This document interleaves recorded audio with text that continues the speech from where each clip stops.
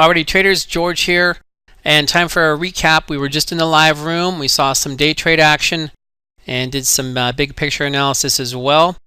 Interesting session today. The collective of everything that I did here in the room, day trading these markets with the DSR model.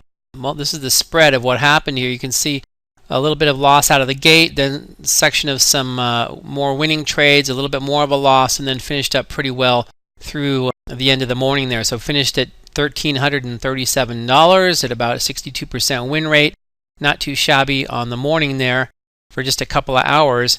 And then just two more key things. For starters, the DSR model that drives these signals here for oil, this is one where we had inventory reports today, and this is something that I talk about every Wednesday, but this is just another point to highlight. This is here's where the inventory reports came out at 7:30 Pacific. This is 10:30 Eastern. We were trading at about 46.50s or so. We drove a little bit higher, 20 ticks higher, and then from 46.70s, 45.70s, all the way down to almost 44.70s. I mean, we basically sold off almost $2 from the swing high that we printed on the heels of the inventory report, and the inventory report was for a greater than expected decline in inventories. So it's a classic case where the fundamentals and the supposition of where price should be based on that story, dead wrong. There's the orange rectangle. We're trading a lot lower.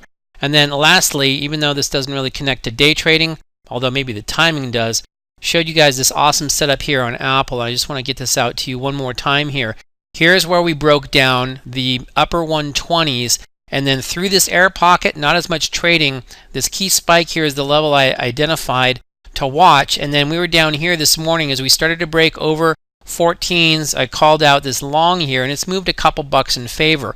But what this has done here is, especially for the in-the-money call options, is it started to increase the value of those contracts. And for the long position here, just as price moves up, it gives this support swing here more relevance. Watch for price to stay over 112s on any pullbacks.